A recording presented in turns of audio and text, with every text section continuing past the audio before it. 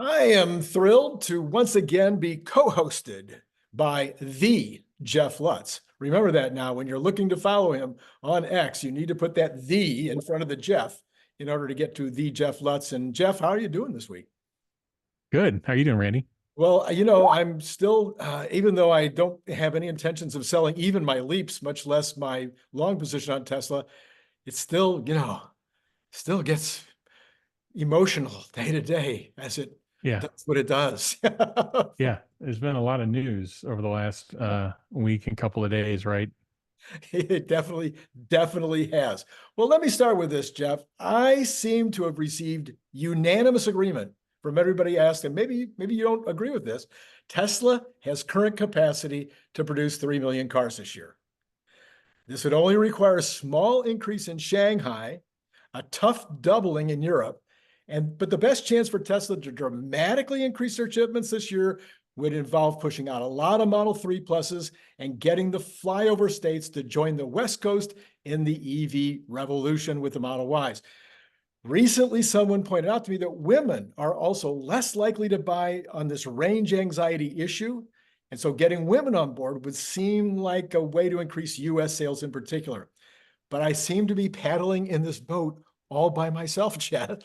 And I don't seem to be able to get anybody on board with me with regard to the reality that we should be able to sell 3 million cars this year. Do you think a concerted marketing effort to get those markets on board could move significant additional product in 24, helping us to get at least to the 50% CAGR and maybe beyond? I think what you do in this situation, and I'm not an ad expert. My expertise has been on the supply chain side, but what I've seen that works well in my experience working with other ad experts is testing it and understanding like what is the awareness of your product in a particular region. You talk about the flyover states in the United States. What is the awareness of an EV? What's the awareness of Tesla EV pricing? What's the awareness of how charging works? How all these different things work? And I think you build a mosaic and you try to understand what your audience understands and what's their gap to purchasing your product, and then you figure out how to get the message out. If you take that data and you find that everybody knows that you can get Model 3s with subsidies at or below 30K. Everybody knows Model Ys are now below 40K. If everybody knows all this stuff on the pricing and everybody knows all this stuff in terms of it's charging just like your smartphone, well, then I think you have a bigger problem, because then you may need different product at different slots. This is why we have the truck, why we have the model compact coming. But the short answer is I think you test for awareness. I don't think you just, like say, I'm going to spend all this money and then we're going to get, another 700K of demand. I do think the US though is going to be the biggest source of a potential increase, maybe neck and neck with China and the rest of Asia. I do think that, those will be the two big sources of unit volume increases this year. Again, you have the point of sale credit. Um, you know, that's a big deal. And there's still, I love your comment around flyover states. We still don't have full EV, even close to EV penetration, both by country or even inter-country. When you think about the world or you think about the United States, there's still a lot of EV penetration to occur. Yeah, and in these particular locations, we're not talking about in the flyover states. It's not a problem with that there's not enough sedan demand or not enough SUV demand. There's plenty of both of those being sold in the flyover states. And so it seems that, that while I've talked about the politics of it, and where there could be individuals in the Midwest who are Republican or who don't believe in global warming, who are they don't like to be forced to do anything, et cetera, et cetera. I think that's having an impact. But I think the real impact is really in this awareness. And there are polls. We've seen dozens of polls now. Well, dozens. That would be a hyperbole, Randy. We've seen at least a few polls, and they all point the Yeah. same way, that people do not know. And my own personal, in talking to folks at church or whatever, even in Southern California, conservative individuals in my church environment don't know the things that we're talking about. Yeah. Yeah, I see it in my circle of friends as well. Some are aware, most aren't. Even my family, I have 3 family members that are prospective buyers right now, and none of them realize that the Model 3s are below 40. Sorry, Model Ys are below 40. Model 3s are even lower with all the the older Model 3. Obviously, the newer Model 3 is a little bit more pricey. But the point is, they didn't realize that you can get into the best SUV made basically at a very low price. They thought everything was 50, K plus. Right. So there is Right. an awareness issue. Yeah. Okay. Well, based on the price drops in China and Europe, one could easily assume that Tesla is not currently seeing strong orders coming in China or Europe. Do you think this is seasonal? Do you think it's competitor driven, as we see the Chinese in particular dropping their prices a ton, and the European makers are in a lot of trouble and probably looking for ways to also maybe drop their prices? Or do you think there's some other strategy involved, like Elon saying he just wants more TAM, wants more TAM? Or do you think it's some combination, or where do you come down on all that? Yeah, there's a couple of things I think that are happening. There's a bit of inventory in Europe. That's why I don't even know why Tesla formally kind of announced like what's going on with the Red Sea. I don't know why they even had to do that. I know they had to shut down their facility, so that probably warranted some communication externally. But there's definitely some inventory there, and some of the incentives came off. Some of the like the government incentives came off in Germany, and that will stunt demand. So there's a handful of European countries, big volume countries where the increases went in. But I think it's really important for people to have a much better analytical mindset. The stuff that's out there on Twitter is very just like, Tesla cut prices, therefore EPS is going to be lower, and therefore, well, no. If you if 11% of the volume are these units in Europe and they're doing an average of a 6% cut, that's a 0.66%, you know, uh, reduction in MSRP across the entire shipping portfolio of Tesla. So if you think about 0.66% of MSRP and, whatever our average transaction price is, you're talking, a couple $100. And any good COGS program in auto, and I'm not necessarily even including the factory conversion side, just the inbound material, they should be driving deflation of, over 1.5%. We've seen Tesla total COGS. We have data. We know what they report in terms of total COGS.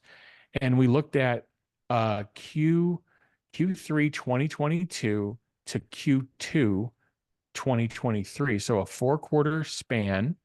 It was right before they did the shutdown in Q3 of last year. That would have been a little bit messy. But over that 4-quarter span, Tesla COGS came down about 8%. It's about 2% per quarter. It's right in that range where I said it'd be, 1.5% to probably 3. That was in an inflationary environment. PPI was still going up globally. Yeah. So now you've got deflationary PPI. You've got Tesla volumes increasing. So I would think that they've got a pretty good shot at getting in that 1.5 to 3% range of COGS reduction. So why am I saying that? Well, if you take that reduction in Europe and you properly analyze that, it's 0.6% of MSRP. And Tesla, if they're driving 1.5 to 3% maybe of COGS reduction, there's a little bit of room to play with. Same with China. There's probably 0.5, 0.6% of MSRP with the China reductions if you aggregate it globally. So, maybe Tesla just announced, what I've seen Tesla do is there was a tale of two halves. The first half of last year, big price reductions. No COGS program could ever keep up with what they did January to April last year. Nobody could. So that caused the gross margin compression. There's no escaping it. There's no who's right or who's wrong. You make that big a price reduction in that short a period of time, no supply chain catches up. However, what happened from May through the end of the year and now in January is everything turned into this trim, this region, this trim, this region. And the numbers got smaller. And that's what I'm saying. If you analyze this cut in Europe that happened overnight, it's 0.6% of the aggregate MSRP. I think they're running a COGS program over 1.5%, 2% per quarter, and maybe higher now that we're in a more a deflationary environment. And so I think, so I go back to this commentary of what is Tesla going to do. I think they're going to they have to stabilize the gross margin picture. This can't be this kind of this never-ending convergence to zero. They've got to articulate, well, this is what we're actually doing. There may be some amount of compression, but we think we're really stabilized. We think our supply chain has caught up to what we're doing on pricing. Are we still going to take pricing down as we get, better in the factory, better with our supply base in terms of cost? Yeah, we will. But we're going to do it in a fashion that's commensurate with our COGS program. We're not going to run way ahead of it. At the same time, we're trying to clear this inventory. So, yeah, I think there's some competition in China for sure. And I don't think we have so much of a competitive dynamic in Europe as I think they've got to get, there's no reductions on the new Model 3. I think they got to get that out there, get it at scale. The Model Y, I don't think that has seen price reductions in a period of time, but hopefully it can stabilize here. So with that in mind, I agree with you. I like your idea that they need to be more. Tesla is transparent, probably more transparent than any company that I've ever watched. But the transparency on their plans, their thinking with regard to this pricing, I think would be helpful. But we have an earnings call next week where that transparency will have an opportunity to flourish. What else would you like to hear out of that earnings call next week? What's top of mind for you, either in the earnings information or in the call afterwards, that you'd love to hear? Yeah, I'd love for them to articulate their approach to first off their volume range. And remember, there's a reason they're driving these higher volumes. They keep their run rate up, they keep their supply base run rate up.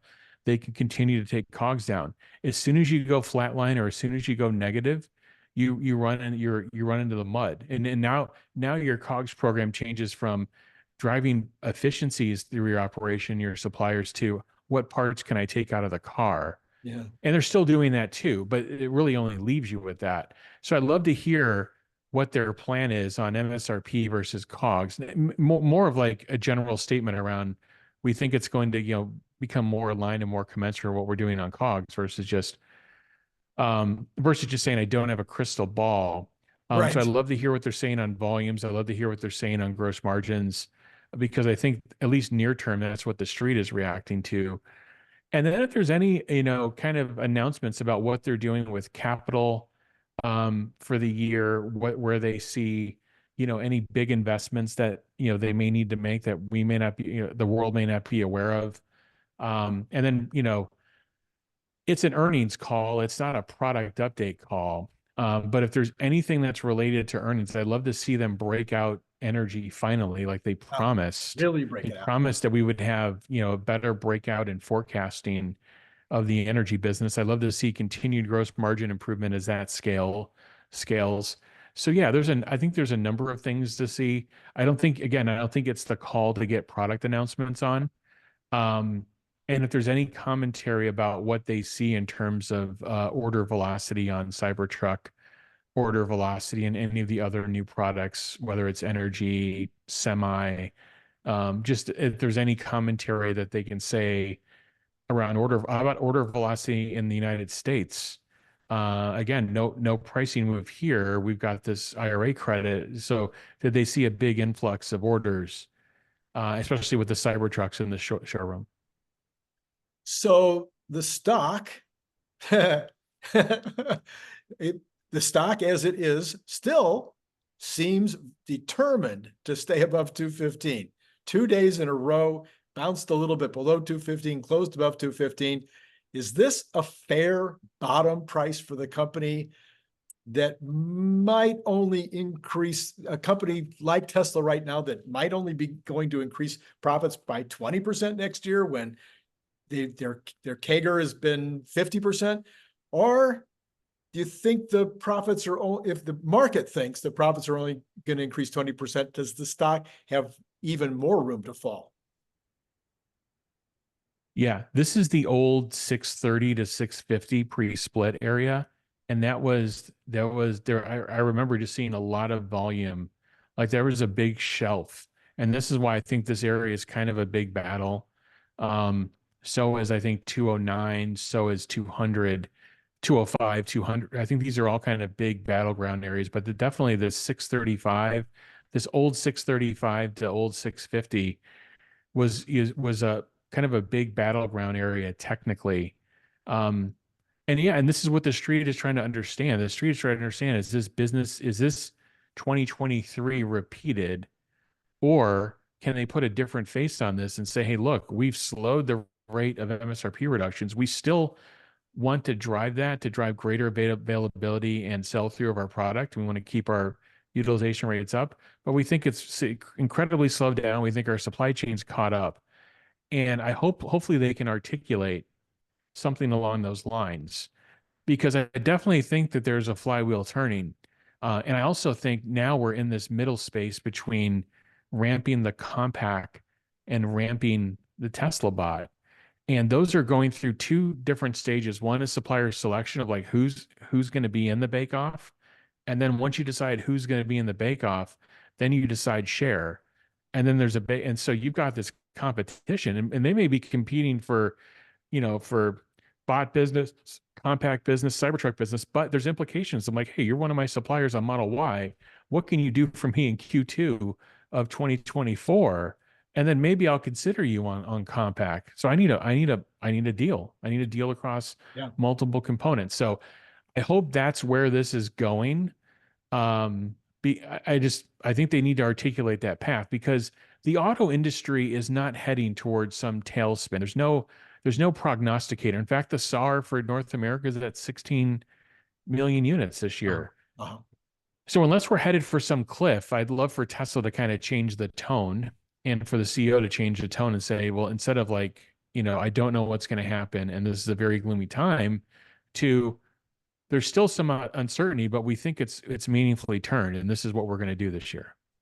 All right. So the answer to your question is this is a shelf, and but if the earnings call sounds like they're only looking for a 20% increase in profits in 2024, do we fall off the shelf? That was my main question.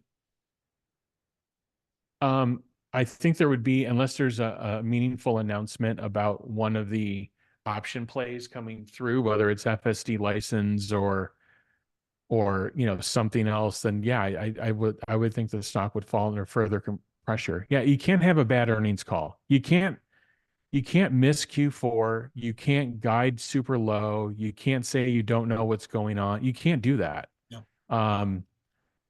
Otherwise, I think the stock will be under pressure if that's the messaging. If it isn't, if there's more of like, we think this is really slowing down, this is what we're going to do this year, and oh, by the way, we're going to try to capitalize here, here, and here, well, then it may react well. I mean, the stock at some point, like, it can't just it's gotten beaten up at, I think, 3 or 4 earnings calls in a row.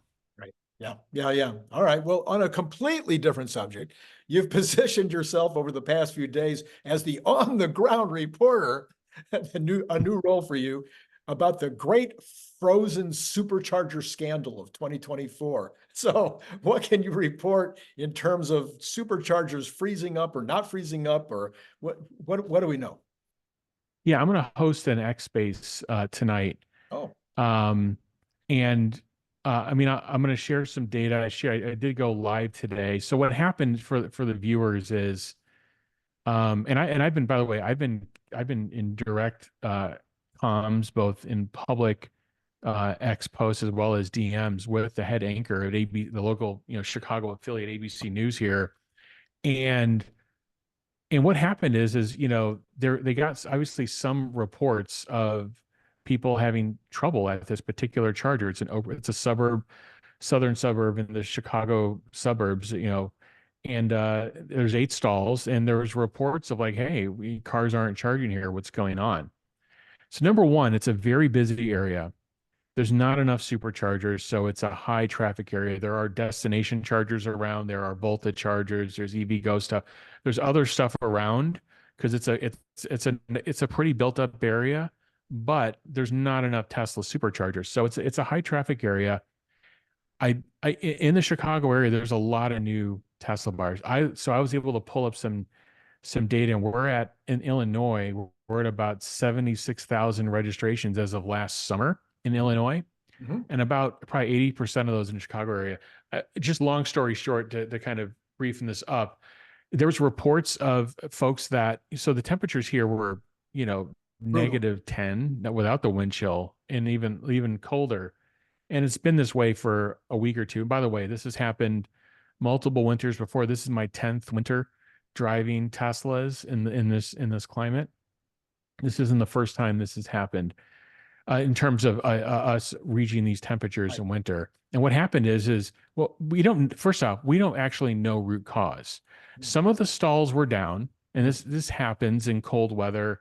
There's stuff that's freezing over. That's whatever. A couple of the stalls were down, but I think several people arrived at the supercharger without preconditioning their battery, which is a must. There's a minimum threshold for that battery to supercharge. You precondition everywhere in the country, right? If you want to get it at that optimal temperature for the fastest charger rate.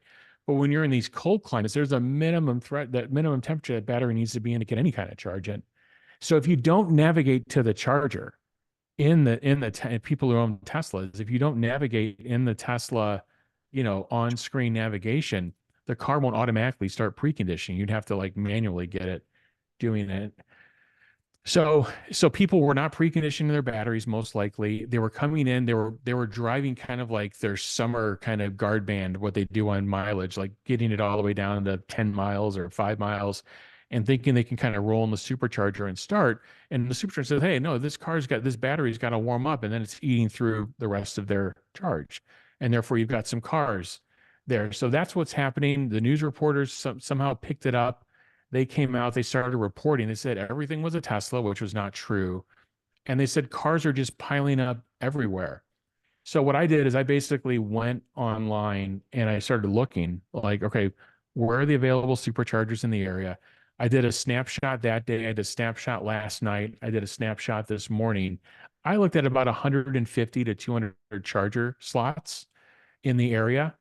And I was seeing anywhere from on the low side, 85% in order working to even this morning, there was 92% was the number, 121 slots out of 132. And it was -2 degrees overnight here. So it's not like, so then I'm like, okay, let me drive to this supercharger and see what's going on. Because it was negative temperatures overnight. Right. If this is a systemic issue with Tesla or with EVs, I would expect to see maybe the old piled up cars were removed, but I should expect to see some new ones. And when I got there may have been one car that looked like it was not with a person, but everywhere else, all the 8 stalls were working, all of them. 4 or 5 people were charging. I charged at 3 of them myself, plugged right in. It started charging immediately. I already had half my battery full, but it was charging at a decent clip, 140, 150 kilowatt hours, and it was fine. So did a problem occur? Yes. I think what I want to figure out is there something that Tesla should be doing differently in terms of alerting its users? Because there may be a lot of new Uber drivers. There's a lot of people renting Teslas. There may be a lot of factors here. People just on their first winter with a Tesla, and they may not know this. So is there something we can do to better inform the user than what's already in the car today? All right. Well, that's great reporting. Thank you for doing all of that. And I think you're right. It's always good the press is always going to go for the negative. Of course, if it bleeds, it leads, and we know all that. But a shame that it's just piling on. It feels like piling on right now. Well, in the general economy, you dropped me a note the other day regarding the 30-year bonds. You stated that if the yields got up past 409, between 409 and The 410, 10. I was looking at the 10. the 10-year, yeah, Yeah. the 10-year, that would be a bearish signal. Now it ended right in the middle of that today. I think at 40, I forget, but right in there. Uh, Yeah, I saw a 410, but I'll look 410, at it. Yeah, we got to anyway, watch it. it was in that area. Do you really worry? First of all, if it gets stopped there, do you see this as another shelf? I like your terminology. Is this something that if it gets stopped and stopped and stopped, it's probably going to start heading back down?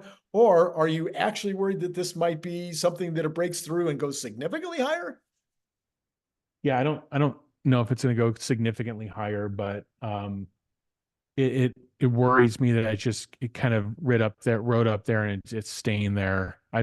I'd rather see it, just get rejected and go back down. So it's going to put pressure on any kind of long duration stocks. So we've got to just keep an eye on it. We got to keep an eye on the geopolitical risks, obviously the inflation risk, and see we've got some pretty hot retail data.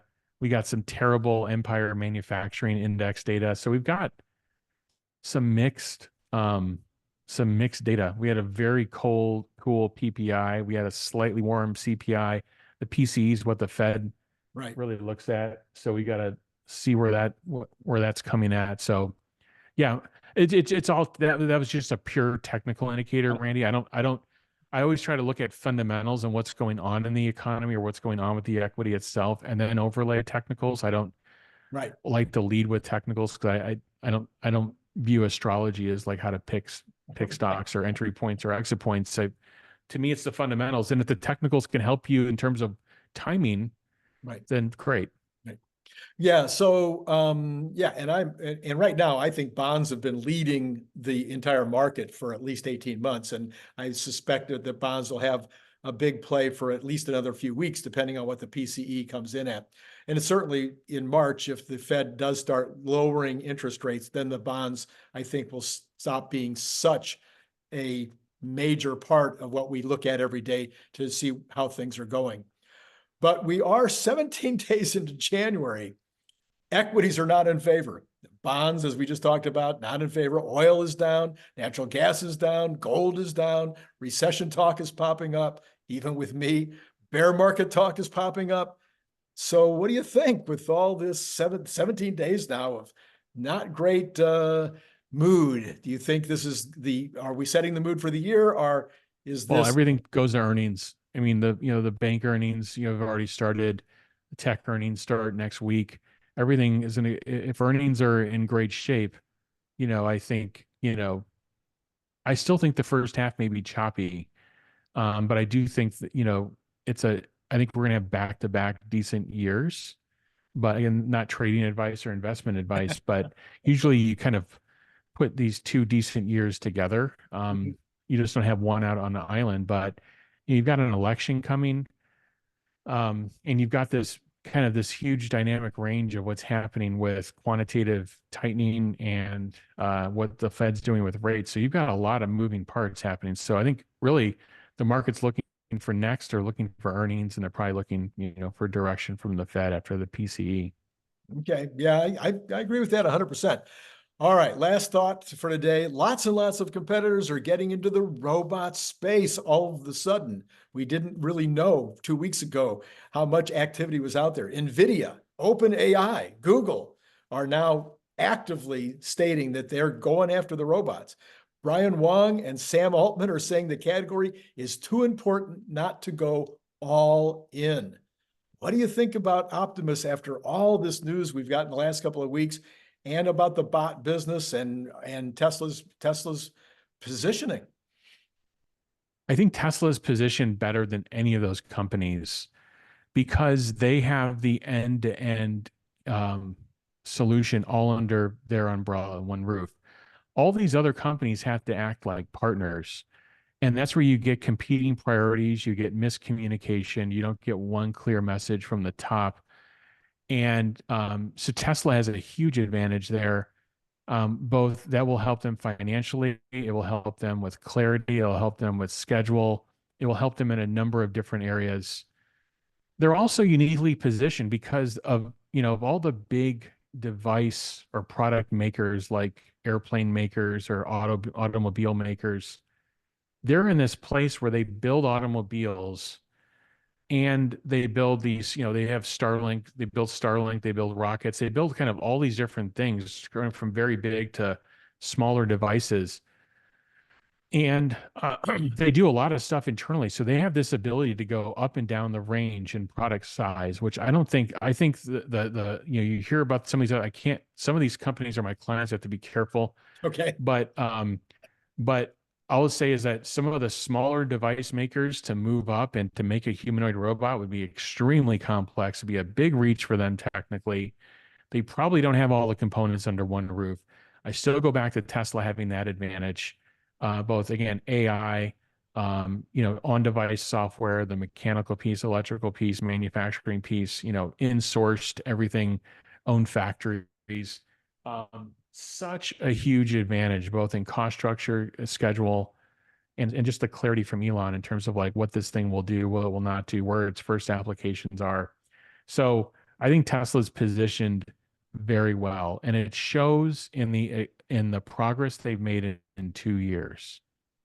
And they started this bot program, I think, in February of 22, and they showed it to us in September at AI Day of that same year. And this is the progress they made in 2 years. And Elon said via tweet 2 years to kind of catch up to Boston, and then a year to pass them up. And so I think between their silicon assets, their AI assets, their software development assets, their network infrastructure assets on Dojo, and then their mechanical, electrical, manufacturing assets, they're the best positioned company to put a humanoid robot out into the marketplace at the lowest cost, best capability, highest reliability. Like they'll be able to check, I think, all those boxes. Is it going to be easy? Is there going to be no other competitors? No. I think these other companies know this is a massive industry. So there'll be a lot of people going for it. But one big tell is look at the Tesla requisitions. Alexander Mertz does a great job of posting this stuff. They are hiring industrialization type engineers, people in the factory now. I don't see these other companies actually doing that, and which tells me that they're a little bit further off in industrialization, or they're not even thinking about it yet. Yeah. So, do you think we can see that the engineers in the lab are pedal to the metal? Do you think the manufacturing side is pedal to the metal, or do you think they're more cautious, or what? Do you have any Yeah, sense on that? I do. They're hiring. So they have people doing the prototyping work in California, and now they're hiring people to do the larger prototyping and they call it a new MPI line, to build that first industrialization MPI line in Sparks, Nevada. And then they're hiring the people to do all that work to design that line, to engineer it, to get it ready to go. That's on the manufacturing side. So yeah, I do believe they're actually serious about it. They're hiring for bot people on the industrialization side. Those requisitions are there. And I'm sure they're filling it in with some auto people as well. And so, yeah, I believe they're serious. I believe they're serious about building that capacity out. And I think their supply chain, their broader supply chain is going to want to leverage it for the auto business. Well, Jeff, that's a great answer. That's the answer I wanted. Did I actually script that for you? Anyway, just Yeah. kidding. I know you've got to go. We are going to finish up with the where the stocks are right now, where the market is right now. But thank you as always for coming on board. Yeah. And if we don't see you before, hopefully we'll see you co-hosting again next Wednesday. Yeah. All right. Thanks for having me, Randy. Appreciate it. Have a great rest of your evening. Thanks. Okay, so let's go ahead and take a look at where we are in the various markets. First of all, we got Tesla slightly down in the after hours, down 67 cents, but still 214.88. That 215 shelf is still definitely apparently a solid shelf. If you can have a solid shelf, I'm not sure. Okay, let's go ahead and go inside. I call it inside. You probably don't. Let's go look at the rest of the stats here. Let's start with the bonds. We have got the bonds in the aftermarket completely unchanged at 4.104. That's the 10-year. Let's go ahead and take a look at the rest. We have got all the long bonds are either unchanged or basically unchanged, not moving enough to call it anything. And then we've got the shorter term though, like the 3-month is up 7.5 basis points, the 2-month up two basis points. So now in the pre-market, we've got those moving a lot in the short bonds, but the long bonds are basically almost exactly flat. If we go on to look at oil, we have got oil up 25 cents, sitting at 72.81. It was up a little bit today, but basically still sitting in almost the same spot as it's been for quite a while now. Very, very tight trading range right now. Natural gas not moving much in the after hours, sitting at 2.885. We've got gold retreating well, it's up a little bit in the pre-market, but sitting at 2010, which is a pretty solid retreat off of the 2080 where it's been trading recently. Copper up 0.23% in the after hours. I'm sorry, the pre-market. Then we've got the dollar. It's at a 1-month high right now, but that of course is down from where it had been. And we've got the Bitcoin sitting about where it was earlier today, 42,697. The stocks. Okay, here we go. Up again, you can pretty much call the Dow and the S&P are flat as they can be. The NASDAQ is down 0.09, which isn't much, down 14.5 points. So we go back to Tesla real quick, just for fun. It is still sitting about where it was. All right, so that is other than the fact that you should be buying some of these, we still have some. The supplier called me today, says, where's that next big order? I said, well, we've had a little bit of a slow period here. Maybe I have to lower the price. So what I'm going to do is for the rest of the month, we'll go back to the 20-20-20-20 rule. You can have it 1 for 20. You can have 10 for 20. You can have 20 for 20. All right. So we got to do it. Follow Elon Musk method, right? Okay. That's the name of the book, the Elon Musk method. So I'm going to follow his method. $20 for one. Doesn't matter how many you buy, it's $20. Let me know whether you want the camo or whether you want the stainless. If you're buying more than one, you can split them up, of course, any way you want to, any amount of each. And then if you're outside the US, you need to send me 20 extra bucks for freight. If you're over in the Asia Pacific area, Australia, New Zealand, etc., you need to add $30. And then please send it to paypal.me/Randy Kirk, lowercase letters, all those. And what I'm going to do is I'm going to try to remember to put the new 20-20-20-20-20 rule down in the description. But if I don't, just go ahead and order it that way. Because sometimes, I'm not young. So I have one of those AGE disabilities called forgetfulness, but it's okay. So that's hit like, hit subscribe, hit notify. Tomorrow we've got, another full set of stuff happening. Oh, I'm going to put you definitely want to go back. If you haven't already looked at it, the Brian Wong video I did earlier today, I will put a card right here. We were talking about the battery prices, and those battery prices are coming down fast.